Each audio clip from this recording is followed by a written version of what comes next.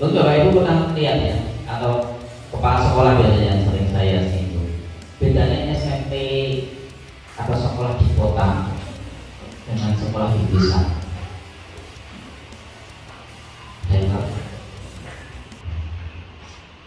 Oh, kalau di desa, di kota itu jelas rapi ya, ngomong kota tempat sampai tata rapi. Nah, ini desa itu tempat sampai saat pengerangan dulu, beda.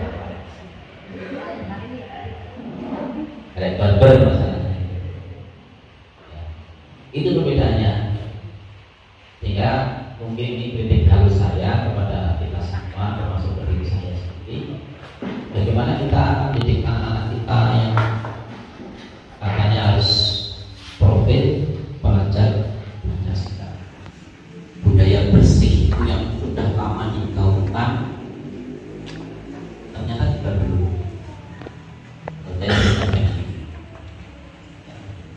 Sehingga ya dari pihak sekolah selaku pengelola sekolah ini dalamnya adalah pengelola yang kepala sekolah dengan karyawan-karyawan di sekolah dulu yang harus apa ya,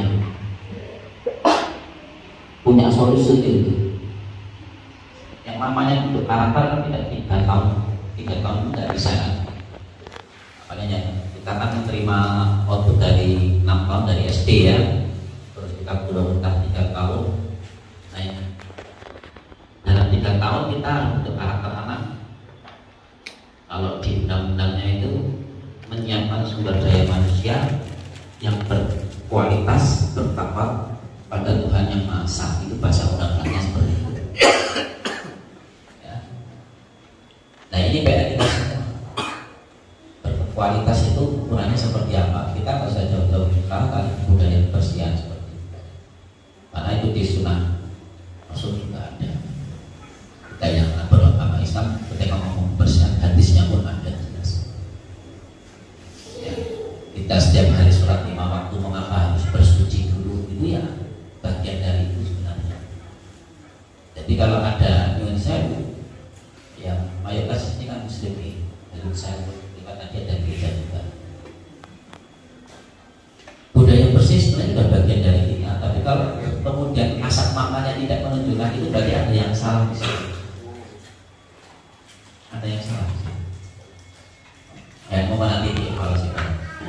Kemarin saya ke sekolah itu Bapak Ibu sudah tahu ya, share-sharean saya itu fotonya di sebelahnya tempat pengelolaan sampah itu drama istilah ibu aneh ya, tapi di sebelahnya sampahnya berserakan, padahal sebelahnya ya gedung pengelolaan sampah ya. Itu kadang-kadang saya baca visi misi sekolah karena mungkin sudah bertahun-tahun ditulis seperti itu, mungkin juga kita lupa.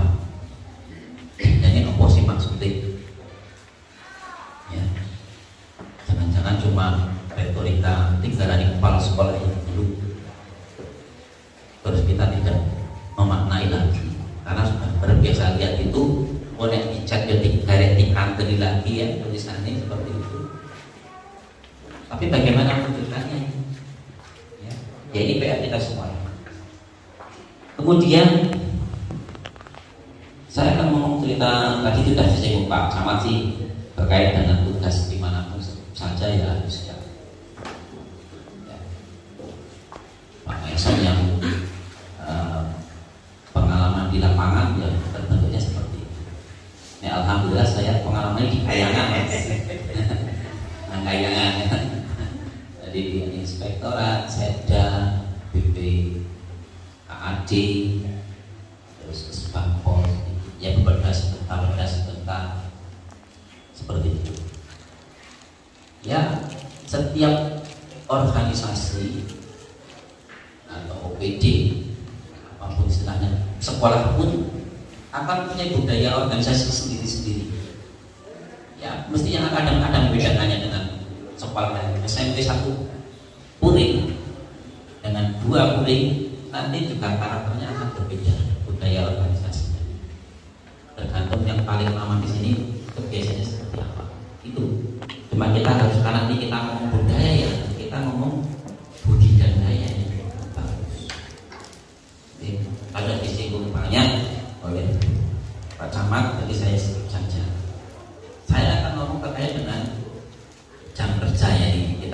ini kemarin kan terutama guru-guru SD ya yang heboh.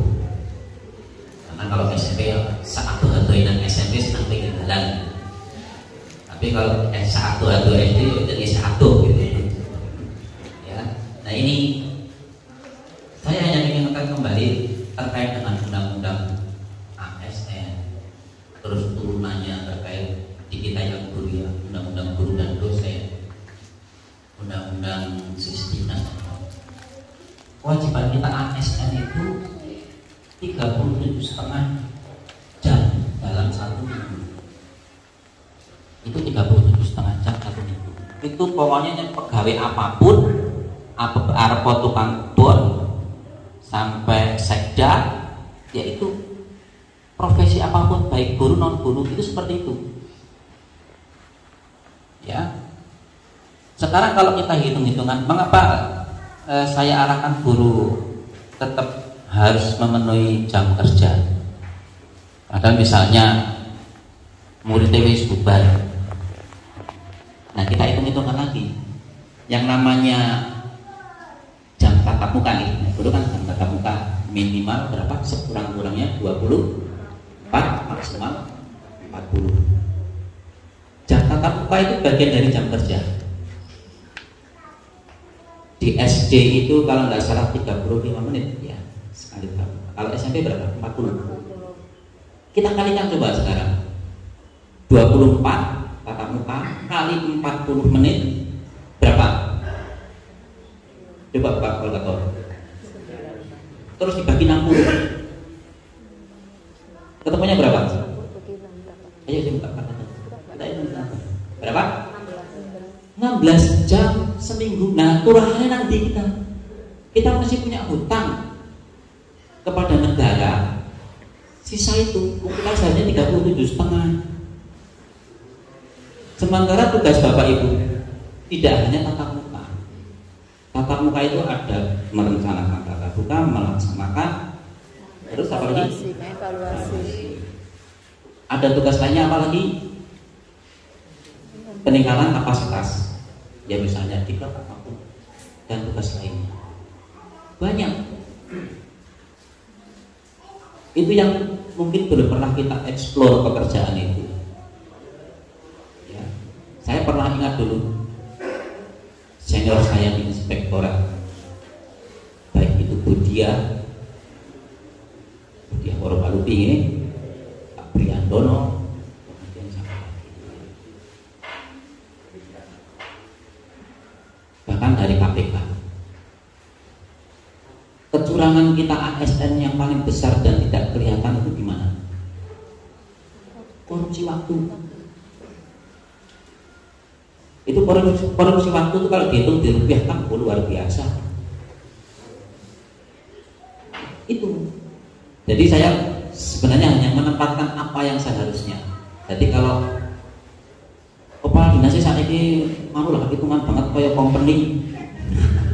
Ya saya hanya menempatkan seharusnya saja seperti itu. Sehingga insya Allah kalau kita sudah melaksanakan yang seharusnya sesuai kewajiban kita, gaji kita itu berkah atau nggih Pak Kiai. Kalau kewajiban kita dilaksanakan itu berkah, Bapak pernah berkah. Itu saja, simple. Terus terkait dengan absen, ya ini namanya teknologi. Di buatan manusia kita kan serahkan ke mesin ini absensinya, pakai Android lah. Itu pun bukan berarti sempurna. Banyak teman-teman kita itu yang hadirnya jam 6 ya ngarep sekolah terus balik, nanti datangnya lagi ya pas jam mengajarnya. Ada yang seperti itu ya kan. Kalau saya sering istilahkan yang gimana di YouTube itu batalion 700 berapa, batalion 709 datangnya jam 7 terus hilang, nanti datang lagi jam 9 gitu. Itu jangan seperti itu. Kalau kita yang non guru sudah ada habis sprint, untuk isi tengahnya apa? Yaitu pakai kinerja. Ada kinerja. Mungkin suatu saat guru pun seperti itu, mengisikan apa istilahnya ya, kalau di jurnalnya dalam satu sistem, sehingga tengahnya tetap terisi, yang bisa menunjukkan jam tatap mukanya itu memang dalam 1 minggu dihitung sekian jam tatap muka, dan nanti dihitung 1 minggunya 37,5 maksimal. Itu pun sebenarnya 37,5 itu pun kita nggak mati harga mati, kita masih ada toleransi yang namanya jam kerja efektif, karena tidak mungkin kita bekerja seharian tanpa istirahat.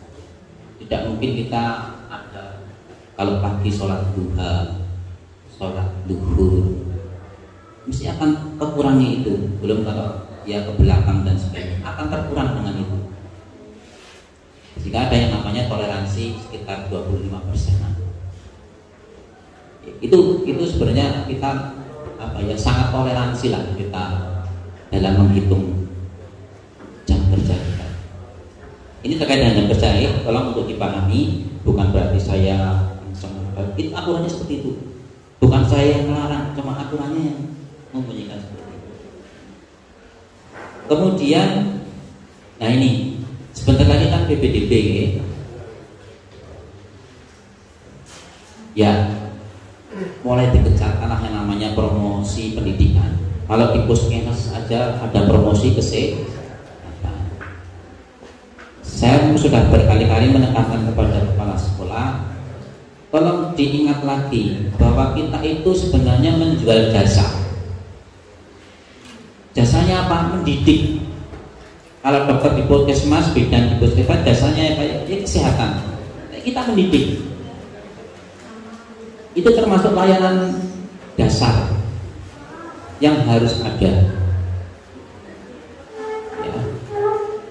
Kalau yang di SMP mungkin agak masih aman, tapi kalau yang SD saya lihat beberapa tadi lewat guyangan itu sudah banyak sekali SD yang sudah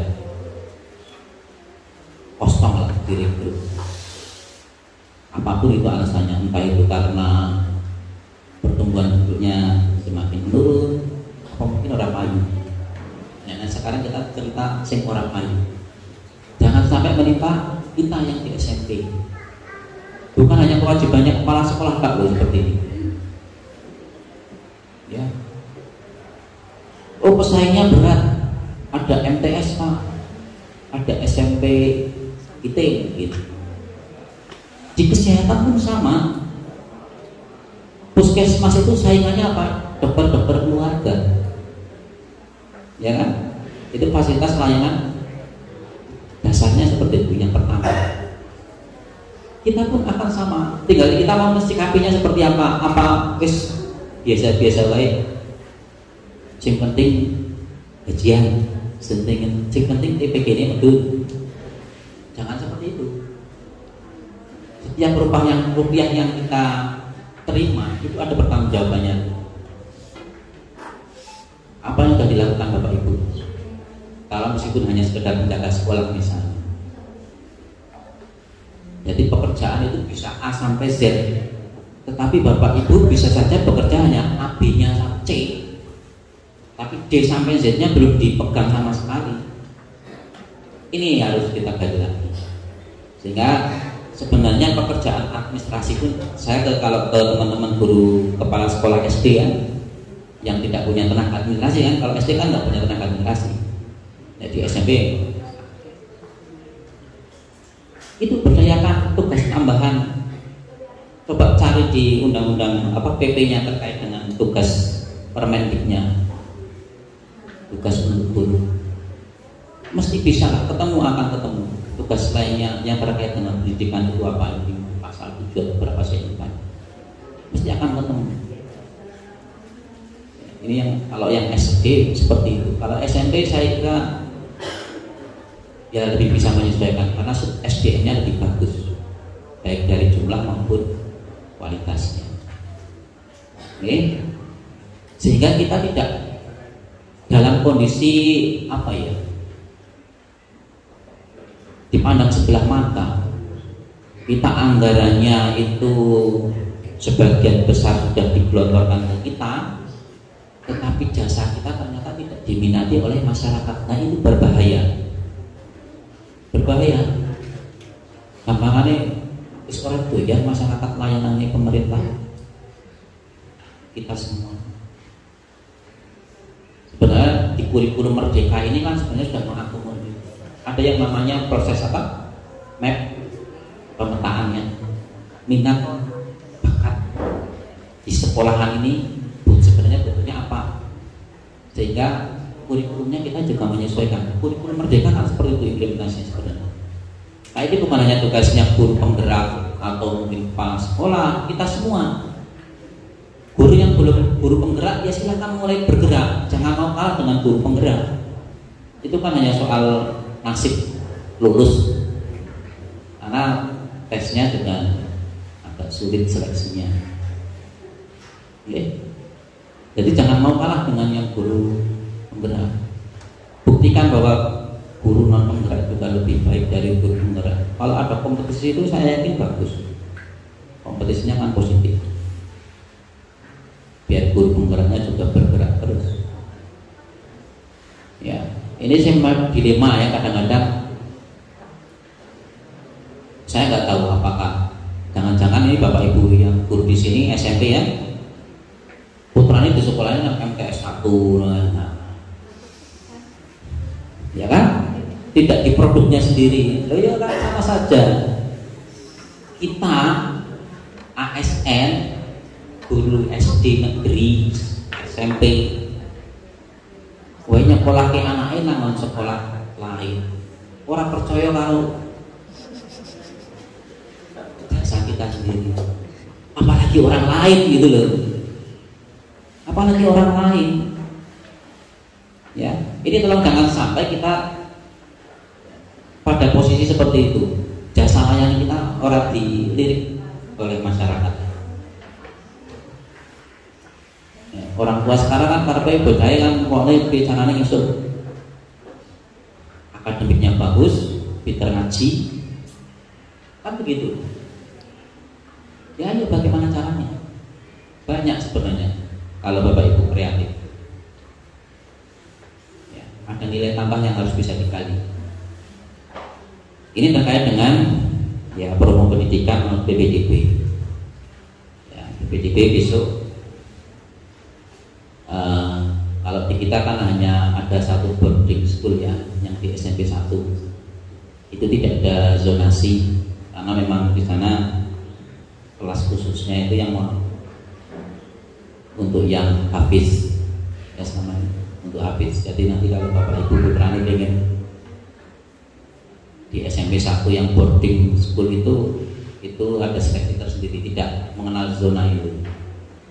Ya dari manapun bisa. Cuma nanti kita terbatas hanya 30 kelas, 30-an.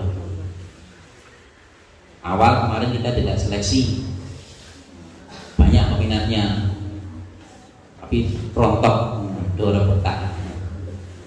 Besok kita seleksi, sehingga memang anak-anak memang punya minat khusus terhadap kelas khusus itu. Kemudian berikutnya kita apa lagi? ATS. Tahu ATS? Anak tidak sekolah. Ini yang tanggung jawab kita bareng. Kemarin data dari provinsi kita masih 1.500-an.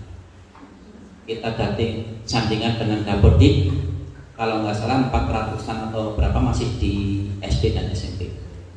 Terus yang lainnya itu yang nggak sekolah sekitar ada 400-an itu di sekolah menengah, umur anak sekolah menengah. Sisanya banyak. Ada yang memang tidak diketahui di mana, karena anak data itu kan by name, sehingga kita nanti tidak boleh kelihatan. Ada yang sudah menikah, ada yang pindah rumah, ada yang disabilitas, ada yang mokong, sekarang belum sekolah.